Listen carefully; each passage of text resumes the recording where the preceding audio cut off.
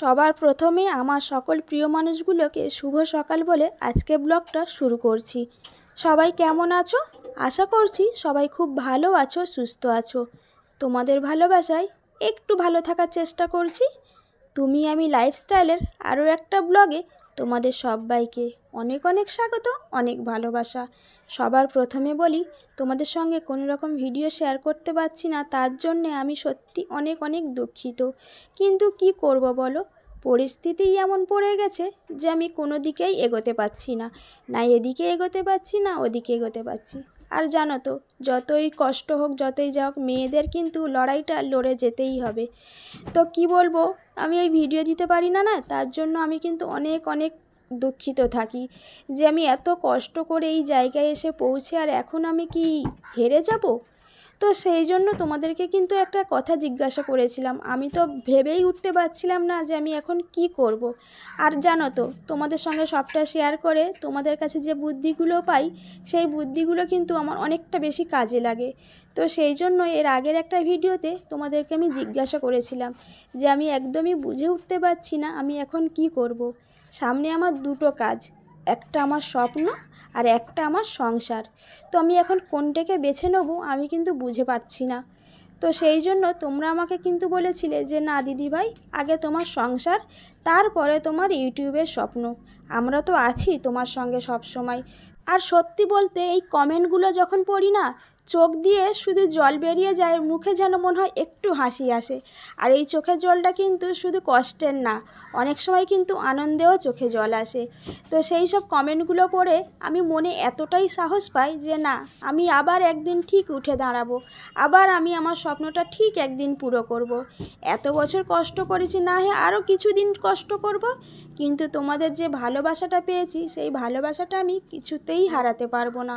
তো সেই জন্য আমি কিন্তু এখন কিছুই ভিডিও তোমাদের সঙ্গে ঠিকঠাকভাবে রোজগারের ভিডিও শেয়ারই করতে পারছি না, কেননা এতটাই ব্যস্ত হয়ে থাকি না যে ভিডিও করা আমার পক্ষে সম্ভব হয়ে ওঠে না। আর আমি কি বলো তো, একদমই কিন্তু নর্মাল প্রকৃতির একটা মেয়ে, এতটাই আমি চালাক স্মার্ট কিন্তু না। তো সেই জন্য সেরকমভাবে কিন্তু আমি স্মার্টিভাবে সব কিছু গুছিয়ে গাছিয়ে করতে পারি না। আর যতটুকু আমি পাচ্ছি তোমাদের সঙ্গে শেয়ার করার চেষ্টা করছি।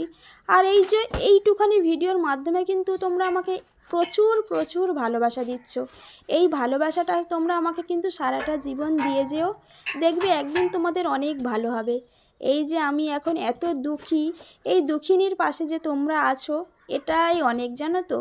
তো সত্যি বলতে তোমাদের ভালোবাসায়, তোমাদের সাপোর্টে আমি যে একটা নতুন করে যে কতটা শক্তি পাই, সেটা আমি কিন্তু সত্যি বলে বোঝানোর মতো আমার কোনো ভাষাই নেই বা ক্ষমতা নেই। তো যাই হোক গে, চলো এখন আমি ঘরটা সুন্দর করে গুছিয়ে নিয়েছি, আবার তো যেতে হবে আমাকে আমার গন্তব্য জায়গায়। আর কোন জায়গার কথা বলছি তোমরা তো সবাই জানো। মানুষটা যে মানে তিলে তিলে এতটাই কষ্ট পাচ্ছে যে যেটা আমরা চোখে দেখেও কিছুই করতে পারছি না, শুধু চোখের জল ঝরা ছাড়া আমাদের আর হাতে কিছুই নেই। তো জানি না মানুষটা আর কতদিন এইভাবে কষ্ট ভোগ করবে। এই তো 3 থেকে 4 মাস হয়েই গেল মানুষটা হসপিটালেই পড়ে আছে। তো আমরা যে যাওয়া আসা করছি এটা তো আমাদের কষ্ট হচ্ছেই, কিন্তু তিনি সেখানে শুয়ে শুয়ে যে কতটা কষ্ট ভোগ করছে সেটা মানে বলে বোঝানোর মতো আমার কাছে কোনো কথাই নেই। কেননা ডক্টরের সাথে কথা বলা বলো বা যা কিছু, আমাকে অনেক কিছুই ফেস করতে হয়, জানো তো। আর সেটা যদি তোমাদেরকে আমি একটুখানি ভিডিওর মাধ্যমে শেয়ার করতে পারতাম, তাহলে তোমরা বুঝতে যে না কাকু কতটা কষ্ট পাচ্ছে। কিন্তু এই যে দুঃখের বিষয়, তোমাদের সঙ্গে আমি সেটা শেয়ার করতে পারি না। কি বলো তো, ওটা সরকারি জায়গা তো, ওখানে ফোনের অ্যালাউ নেই। তো সেই জন্য কোনো রকম রিস্ক না নিয়ে আমি কিন্তু ভিডিও করি না। কি করতে কি একটুখানি হয়ে যাবে, তার জন্য অনেক সমস্যায় পড়তে হবে। আর আমরাও তো সেরকম কিছু না যে না আমরা একটা বড় ইউটিউবার, আমাদেরকে লোক ছেড়ে কথা বলবে। তো একদিন মাত্র শুধু একটা ভিডিও তুলতে গিয়েছিলাম, শর্ট ভিডিও, তার জন্য প্রচুর কথা শুনতে হয়েছিল। তো সেই জন্য আর কোনো রকম কোনো রিস্ক না নিয়ে আমি ভিডিও করি না। তো তোমাদেরকে একটাই কথা বলবো, তোমরা সবাই কাকুর জন্য অনেক প্রে করো, অনেক অনেক কাকুকে ভালোবাসো। তো সবাইকেই বলছি তোমরা একটু ওপরওয়ালাকে বলো যে যাতে উনি খুব তাড়াতাড়ি সুস্থ হয়ে আবার ঘরের মানুষ যেন ঘরেতেই ফিরে আসে। কেননা এই কষ্ট দুই চোখে আর দেখা যায় না। যদি মানে কোনো কিছু বলতে আমি পারছি না, জানো তো। আমার আর কোনো বলার মতো ক্ষমতা নেই। তো কি বলবো আর, ভাগ্যের লেখন এতটুকুই ছিল, আর এতটুকুই আমাদেরকে দেখতে হচ্ছে আর ওনাকে ভোগ করতে হচ্ছে। তো তোমাদেরকে একটাই কথা বলবো, আমরা ওপরওয়ালার কাছে প্রে ছাড়া আর কিছুই ওনার জন্য করতে পারছি না। তো তোমরাও করো। কার কথা কখন লেগে যায়, কার কথা ওপরওয়ালা কখন শোনে বলা যায় না। তো সবাইকেই বলছি, তোমরা যারা কাকুকে ভালোবাসো তোমরা অবশ্যই কাকুর জন্য একটু প্রে করো, যাতে উনি আবারও ভালোভাবে সুস্থ হয়ে বাড়িতে ফিরে আসে। তো তাড়াতাড়ি করে রান্নাবান্নাও করে নিচ্ছি। তো হসপিটাল থেকে আবার ফোন এসেছিলো, তো যেদিনকে ফোন আসে না সেদিনকে একটু দেরি করে যাই, আর যেদিনকে ডায়ালিসিস থাকে তো হসপিটাল থেকে আমার শাশুড়ি ফোন করে যে আজকে ডায়ালিসিস আছে, একটু তাড়াতাড়ি আসতে হবে। তো তখন ওই তাড়াহুড়ো করে যা হোক করে কাজ করে নিয়ে হসপিটালে চলে যাই। তো আজকে এই যে রান্না করছি ফুলকপি আলু ভাজা, আর পরশু দিনে কিছু না গাছের সবজি তুলেছিলাম, কি বলে ওটাকে, বিনস তুলেছিলাম। তো সেগুলোকে আর রান্না করা হয়নি। কি বলে, তো সবজি কাটতে গেলে তো একটু সময় লাগে, তো সেই সময়টুকু এখনও পাই না যে কিছু সবজি কেটে রান্না করব। তো জানি না এই রকম করতে করতে আমরা কতদিন আর এরকমভাবে চলবো। আর তোমরাও এইভাবে ভিডিও দেখতে পছন্দ করো অনেক কেউ, আবার অনেক কেউ একঘেয়ে হয়ে যায় যে সারাক্ষণ হসপিটাল হসপিটাল হসপিটাল। না গো, আমি কিন্তু সবটা তোমাদেরকে দেখাই না, যতটুকু পারি তোমাদের থেকে আমি লুকিয়ে রাখার চেষ্টা করি। আমি চাই আমার সুখগুলো আমার আনন্দগুলো তোমাদের সঙ্গে শেয়ার করি, আর কষ্টগুলো যেগুলো একদম না দেখানোর মতো সেগুলোই তোমাদেরকে দেখাই। কেননা আমি জানি আমার কষ্ট দেখলে তোমাদের অনেক কষ্ট হবে, আর আমি চাই না আমার জন্য তোমরা কেউ কষ্ট পাও। আমি চাই আমার জন্য তোমরা সবাই অনেক আনন্দ করো, অনেক খুশি থাকো, এমন এমন ভিডিও দিই যাতে তোমরা অনেক আনন্দ পাও। এই যে ভিডিও দেখে দুঃখ করবে কষ্ট করবে এটা আমার একদমই ভালো লাগে না।